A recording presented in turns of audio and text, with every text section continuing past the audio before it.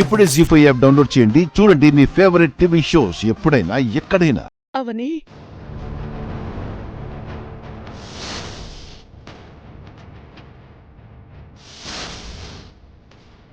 Police స్టేషన్కి వెళ్ళి బావని కలిసొస్తున్నాను. అవునా? జరిగిందంతా ఒక పీడకలైపోతే బాగుండేదమ్మా. ఇలా ఎలా ఉండగలుగుతున్నారు? ఏమంటున్నావమ్మా? అదే మావయ్య, అసలు ఏం జరిగిందో మీకు తెలియనట్టు, శ్రీకర్ బావ ఎందుకు అరెస్ట్ అయ్యాడో తెలియనట్టు అందరి ముందు ఎలా నటించగలుగుతున్నారు? ఇలాంటి నటనలు ఎప్పుడు నేర్చుకున్నారు? ఎవరి దగ్గర నేర్చుకున్నారు? అవని అసలేం జరిగిందంటే జరిగింది తెలుసుకుని వచ్చాను. మీరేం చెప్పాల్సిన అవసరం లేదు. నా తల మీద బొట్టు వేయించుకుని అడిగితే నా భర్త జరిగింది మొత్తం చెప్పాడు. మనసాక్షి అనేది ఉందా మీకు? జాలి దయ లేకుండా కొడుకుని అలా ఎలా ఇరికించాలి అనుకున్నారు? అది కాదమ్మా. మాట్లాడకండి, ఏమీ మాట్లాడకండి. మాట్లాడి మీ మీద నా గౌరవాన్ని తగ్గించుకోకండి. మీ ఇద్దరిని పార్వతి పరమేశ్వరులా చూశాను. మీ దగ్గర కూడా ఇంత పక్షపాతం ఉందని నేను అస్సలు నమ్మలేకపోతున్నాను. నిహారిక ఉరి వేసుకుందంటే మీరు నమ్మేసి నా భర్తని అరెస్ట్ చేస్తారా? ఏమైంది మీ పెద్దరికం? ఏమయ్యే మీ గొప్ప గొప్ప ఆలోచనలు? మా వల్ల జరిగింది తప్పేనమ్మా, కాదనడం లేదు. కానీ ఆ పరిస్థితిలో మరో దారి లేదని నా భర్తని ఇరికించేస్తారా? ఇంత ఘోరమైన తప్పు చేసినందుకు మీకు ఎలాంటి శిక్ష వేయాలి?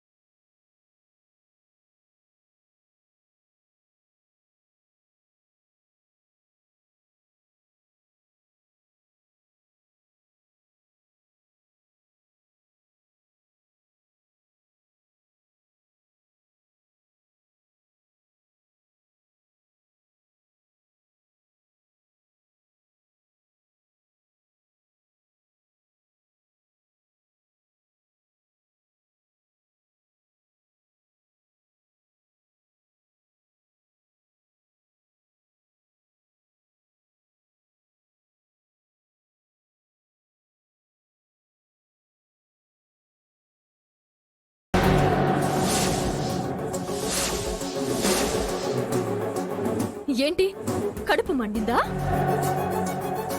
నాకు మీకంటే ఎక్కువే మండుతుంది. మీ పెద్ద కొడుకుల కంటే మీ చిన్న కొడుకు గొప్పోడు. ఒకప్పుడు మీరు శ్రీకరుడు కాదు శ్రీరాముడు అనేవారు కదా. అవును, నా భర్త శ్రీరాముడే. తల్లిదండ్రుల మాటను పాటించడం తప్ప ఏది ఆశించని సకల గుణాభిరాముడు. తండ్రి మాట కోసం అయోధ్యను వదిలి వెళ్లిన సీతారాముడు. అలాంటి వాడు మీ కడుపున పుట్టడం బావ అదృష్టం కాదు. అలాంటి వాడికి జన్మనివ్వడం మీ అదృష్టం. నేను మొదట మీ మేనకోడల్ని, తర్వాత మీ కోడల్ని. మీరు నన్ను బయట దానిలో చూడండి, మీరు నన్ను బయట గెంటేయండి, తప్పలేదు. కానీ కన్న కొడుకుని అరెస్ట్ చేస్తారా? మీరు మాత్రం ఏమీ తెలియనట్టు గంభీరంగా ఉంటారా? ఎంత పాపమో తెలుసా ఇది? మాకు కష్టాలు వస్తే ముందు అమ్మవారికి చెప్పుకుంటాం, తర్వాత మా బాధని అర్థం చేసుకునే వాళ్ళకి చెప్పుకుంటాం. అందుకే ఇంతకు ముందు చాలా విషయాల్లో నీ దగ్గర చెప్పుకునేవాళ్ళం, ఇప్పుడు శ్రీకర్ దగ్గర చెప్పుకుంటున్నాం. వాడు చేసిన త్యాగాన్ని నువ్వు అర్థం చేసుకుంటావని తెలుసు. అందుకే నిన్నటి పరిస్థితిని బట్టి అలా చేయాల్సి వచ్చిందమ్మా. శ్రీకరికి అన్యాయం జరగనివ్వం. మా ప్రయత్నం మేం చేస్తాం. నరసింహం గురించి హాస్పిటల్కి ఫోన్ చేసి తెలుసుకున్నాం. ప్రాణాపాయం లేదన్నారు. ఇప్పుడు నిన్ను మరో విషయంలో వేడుకుంటున్నామమ్మా. మేమెదురు పడితే సుజాత ఊరుకోదు. తర్వాత వచ్చి కలుస్తాం. నువ్వు వెళ్ళి సుజాతతో చెప్పి కేసు విత్డ్రా చేసుకోమని చెప్పమ్మా. తర్వాత సంగతి మేం చూసుకుంటాం. నువ్వు కావాలంటే ఇక్కడే ఉండొచ్చు.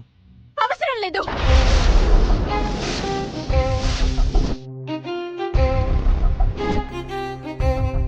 అవసరం లేదు. బావ కూడా మీరు లోపలికి రానిస్తారు అని అందుకు ఒప్పుకోలేదు. మీకోసం, కేవలం మీకోసం ఒప్పుకున్నాడు. మీ ఇద్దరిని ఇబ్బంది పెడుతున్నావు. పెద్ద మనసుతో మమ్మల్ని క్షమించు.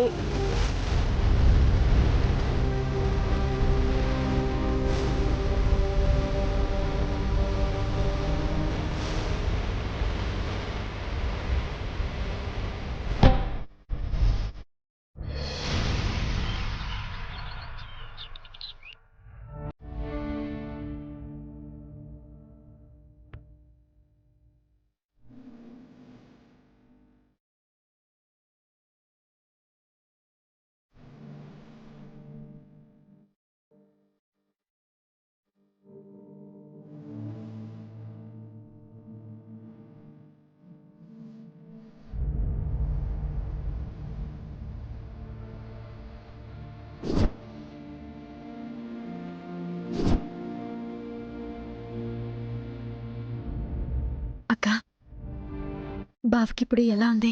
దేవుడి దయ వల్ల నాకు నా బిడ్డకి అన్యాయం చేయకుండా ప్రాణాలతో బయటపడ్డాడు. బావతో మాట్లాడావా? ఇంకా పూర్తిగా స్పృహలోకి రాలేదు. కొద్ది కొద్దిగా కళ్ళు తెరిచి మళ్ళీ కళ్ళు మూస్తున్నాడు.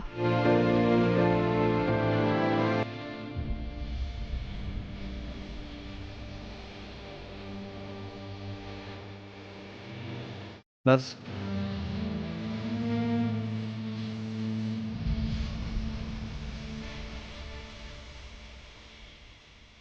No everything is okay madam. Last injection ఒకటి ఉంది, 1 అవర్లో ఇస్తాం. ఆ తర్వాత కొంచెం రెస్ట్ తీసుకున్నాక సిచ్యువేషన్ని బట్టి డిశ్చార్జ్ చేస్తాం. లేదంటే రేపు మార్నింగ్ పక్కాగా డిశ్చార్జ్ చేస్తాం. ఓకేనా? మా బావని కాపాడారు. చాలా థ్యాంక్స్ డాక్టర్. అతను భార్య బిడ్డలు చేసుకున్న అదృష్టం అమ్మా. 1 అవర్ తర్వాత ఈ ఇంజెక్షన్ ఇవ్వు. అలాగే డాక్టర్. ఓకే. పసుపు కుంకుమలు దూరమైపోతాయని చాలా భయపడిపోయావు. నువ్వు మంచిదానివి కాబట్టి దేవుడు నీకు అన్యాయం చేయలేదు. ఒక పెద్ద గండం తప్పింది. మరోసారి ఇలా జరగదులే. నువ్వు ధైర్యంగా ఉండు.